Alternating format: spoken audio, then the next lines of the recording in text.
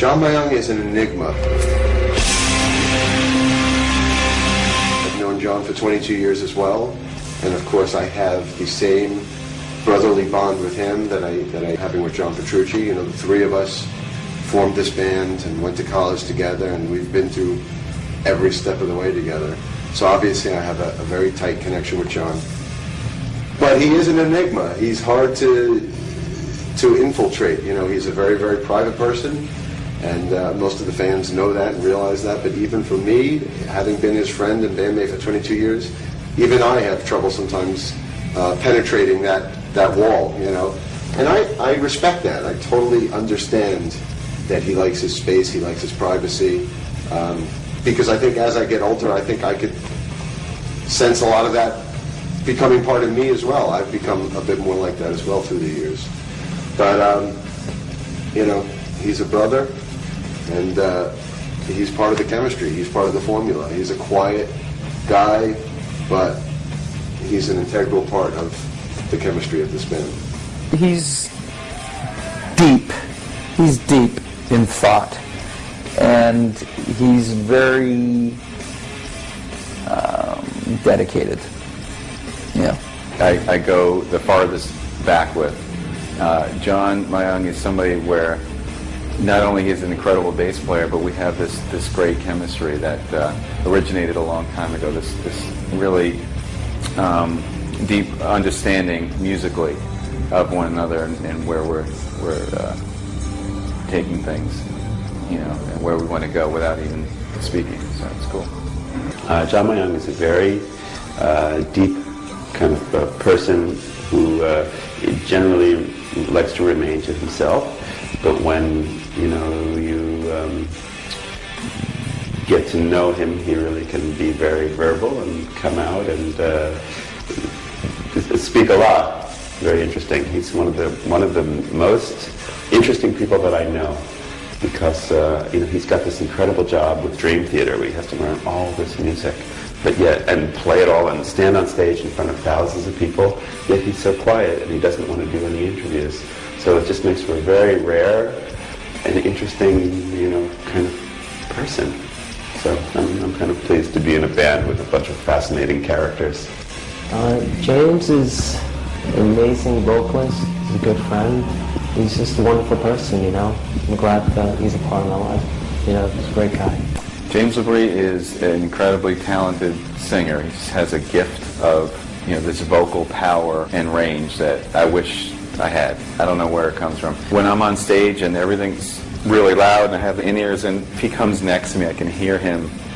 I can hear his acoustic voice over the band, so it's pretty loud. He's the voice of Dream Theater.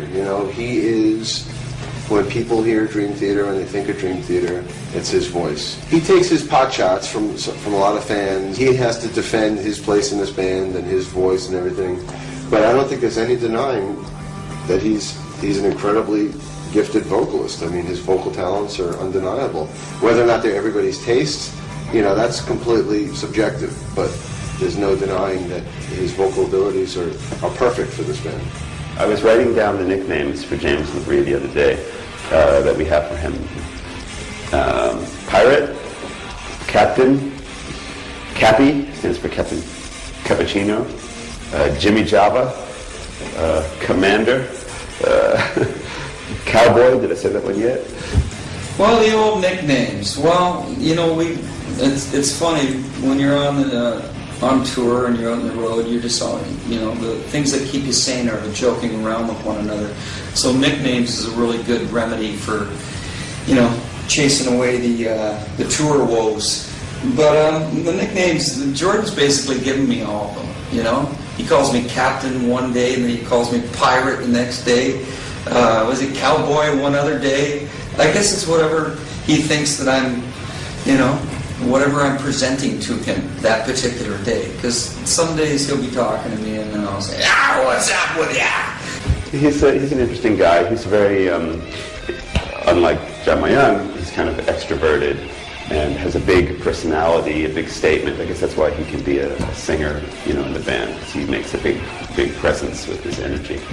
John Petrucci is very focused and very smart and has an incredible, one of the most amazing musical memories that I could ever even imagine somebody having. John's specialty is that he's really able to zero into something and get very pinpointed about things. John is my brother. He's my partner in crime. We've been together 22 years now. We met when we were 17, so we've been together now more than half our lives. We met when we were teenagers, and now here we are in our 40s. So there's obviously a personal bond that he and I have, and a friendship, and a brotherly love. But beyond that, the creative partnership and connection is incredibly strong as well. We co-produce the albums together, and we oversee the It's a Jam stuff together. So we have a very close partnership on a creative level as well. He's very focused, and he's incredibly talented. Yeah. John Petrucci is someone that I've known probably for maybe 30 years now. He's just always been there for me as a friend. It's just amazing that just the history that we have, and John too, he's really passionate about what he does, and just everything about him is a real inspiring individual. Jordan is he's the wizard. His musical abilities speak for themselves. As far as I'm concerned, he's the greatest keyboard player that's ever played the instrument. His abilities are completely mind-blowing, and honestly, I think that we only get to tap a little bit into his abilities in Dream Theater. When you see his solo albums, or if you see him play a clinic or something like that, that's when you really see his unbelievable talents, and I think we only get to scratch the surface of his talents within Dream Theater. Jordan is another great person. He's very, very talented and so on top of his game, and I just have the utmost respect for what he does. I mean, technically what goes on in his world, apart from just playing, is it's quite a feat. Yeah. He's very centered and extremely talented. He's one of those guys where you wish, well, if I could play that way on the guitar, I'd be great. If I could play the way he does on the keyboards on the guitar, there'd be no stopping. Since he's been in the band has gone to a whole new level, not only musically, that's obvious, but personally as well. When he came into the band in 1999, it was a tough period where it was do or die for the band, and we made Scenes from a Memory, and ever since then, it's been a complete uphill climb, and we haven't looked back since. And a lot of that has to do with Jordan being in the band. The chemistry now is stronger and better than ever. We all five of us get along better than ever. The chemistry of the band, the way that the band functions, the whole way that the organization is run, it's all bigger, better, and smoother than ever, and happier than ever as well. Mike, to me, he's a great guy. He has a big heart, and he's very passionate about music, and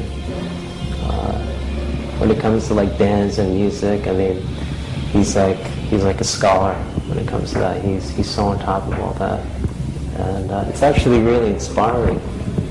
The guy is just an incredible study. He has probably every Dream Theater show on video, on recording, every possible rehearsal, every fart that anybody's made documented, and he's got a definite place where he puts it. He watches every television show out there in the world. He knows about them all the movies. He's he's the real media king. Mike is somebody that's ultimately dedicated to what he does. He's incredibly 100%, 150% dedicated to Dream Theater and everything having to do with Dream Theater. And he is also self-admittedly very obsessive and compulsive about certain details, organization, and things like that. And he is one of the best drummers in the world, and love playing with him. He's intelligent, and he is gifted. Mike also has a memory for everything else. He's got an incredible memory. I could say, Mike, when was the last time we played, Erotomania? And he'll go, oh, we played it, the Heineken Hall or something, in 2003. How do you know that? And but he's, he's very everything has to be put in a certain place, and he's very organized in his way. I guess that's why he can really have this kind of huge media collection. And also, he's the wildest guy of the group. He'll have, he'll have the loudest voice. He'll be the first one to throw over the table, and create some kind of a high-spirited environment.